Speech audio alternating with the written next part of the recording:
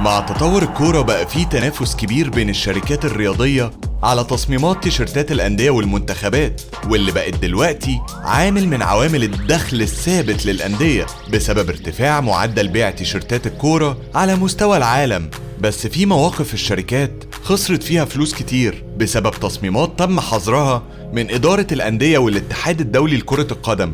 وفي طويلة وعالية هنقول لكم أهم تيشيرتات الكورة اللي تم حظر اللعب بيها في المباريات. فيورنتينا الإيطالي في موسم 93-92 كانت شركة لوتو مسؤولة عن تصميم تيشيرتات فريق فيورنتينا الإيطالي، وكان متصمم التيشيرت البديل للفريق من اللون الأبيض وفي أشكال هندسية باللون الأرجواني على الكمام. وبعد ما الموسم بدأ اكتشف واحد من مشجعين نادي إن في واحد من رموز النازية على تيشيرت الفريق، وتدخلت جمعية الصليب المعقوف وطلبت تغيير التيشيرت وبقى التيشيرت أبيض بالكامل. منتخب الكاميرون سنة 2002 شارك منتخب الكاميرون في بطولة كأس الأمم الأفريقية بتيشيرت من تصميم شركة بوما، وكان التصميم على طريقة تيشيرتات كرة السلة. واعترض الاتحاد الدولي لكرة القدم على مشاركة المنتخب الكاميروني بالتيشيرتات دي في كأس العالم في كوريا واليابان. فيفا طلب من مسؤولي منتخب الكاميرون بتغيير التيشيرت عشان يتحط عليه شعار كأس العالم، وبعد مناوشات بين الجانبين تم تصميم تيشيرت جديد عشان يلعبوا بيه في البطولة.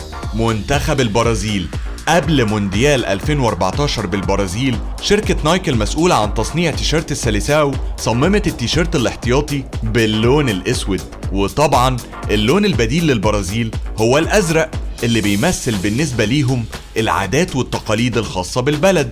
وده كان سبب غضب الشعب البرازيلي بالكامل، وقرر الاتحاد البرازيلي لكرة القدم إلغاء التصميم الجديد للتيشيرت الاحتياطي والعودة للون الأزرق. وأخيرا ثعبان انتر في بداية الموسم الحالي الاتحاد الأوروبي لكرة القدم طلب من نادي انتر الإيطالي إنه يشيل من على التيشيرت الاحتياطي بتاعه رسمة الثعبان اللي موجودة عليه واللي ظهر بيها في لقاءات دور المجموعات من بطولة دوري أبطال أوروبا. وتعارض تيشيرت انتر ميلان الاحتياطي مع لوائح الاتحاد الأوروبي اللي بتخص لبس الفرق، واللي بتقول إنه لازم التيشيرت يكون من غير أي صور أو رسومات عليه.